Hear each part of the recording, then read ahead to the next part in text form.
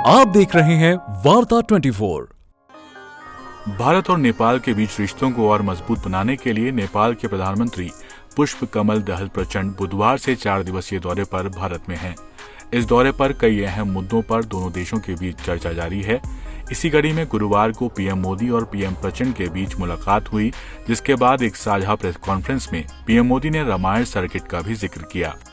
इस सुंदर कड़ी को और मजबूती देने के लिए प्रधानमंत्री प्रचंड जी और मैंने निश्चय किया है कि रामायण सर्किट से संबंधित परियोजनाओं में तेजी लाई जानी चाहिए। हम अपने रिश्तों को हिमालय जितनी ऊंचाई देने के लिए काम करते रहेंगे और इसी भावना से हम सभी मुद्दों का, चाहे बाउंड्री का हो या कोई और विषय, सभी का समाधान करेंगे। अब सवाल ये कि रामायण सर्किट है क्या? बता दें कि ये मोदी सरकार की एक महत्वाकांक्षी योजना है, जिसके तहत उन सभी जगहों को जोड़ना शामिल है जहां भगवान राम गए थे, साथ ही जो रामायण से जुड़ी पौराणिक कथाओं की वजह से प्रसिद्ध हैं। यहाँ बता दें कि रामायण सर्किट पर्यटन मंत्रालय की स्वदेश दर्शन योजना के तहत विकास के लिए पहचाने गए 15 सर्किटों में से एक है। स्वदेश दर्शन योजना के तहत पर्यटन मंत्रालय की ओर से जो 15 थीम आधारित पर्यटन सर्किट विकसित किए जाने हैं, उनमें से रामायण सर्किट भी एक है। इस रामायण सर्किट में कई ऐसी जगह हैं जो नेपाल के बॉर्डर से जुड़ी हुई हैं और यही कारण है कि पीएम मोदी ने रामायण सर्किट से जुड़ी हुई परियोजनाओं में तेजी लाए जाने की बात कही है। इस दौरान पीएम मोदी ने यह भी कहा कि पिछले 9 सालों में भारत और नेपाल के संबंध को स्थापित करने के लिए कई प्रयास किए गए हैं। अब दोनों देशों में बॉर्डर भी बाधा नहीं बनेगा।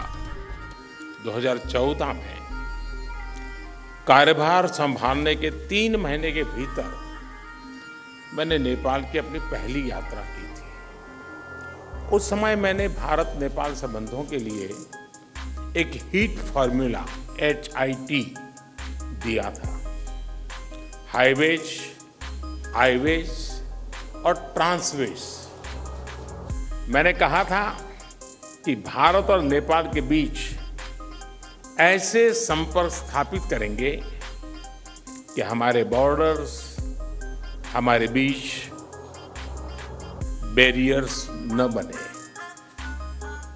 ट्रक्स की जगह पाइपलाइन से तेल का निर्यात होना चाहिए।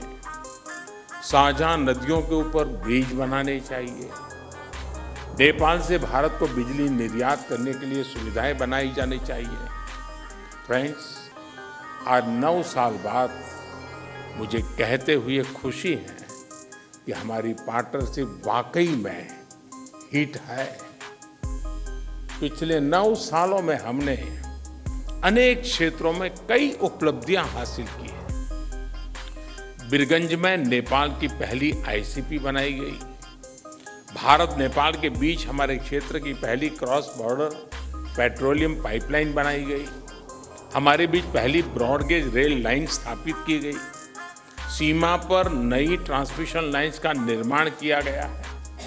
अब हम नेपाल से 450 मेगावाट से अधिक बिजली आयात कर रहे हैं। अगर हम 9 साल की उपलब्धियों का वर्णन करने लगेंगे तो पूरा दिन निकल जाएगा। फ्रेंड्स, आज मैंने और प्रधानमंत्री प्रचंड जी ने भविष्य में अपनी पार्टनरशिप को सुपर हिट बनाने के लिए बहुत से महत्वपूर्ण निर्णय लिए हैं। इसी तरह की खबरें और जानकारी के लिए देखते रहिए वार्ता 24 और सब्सक्राइब कीजिए।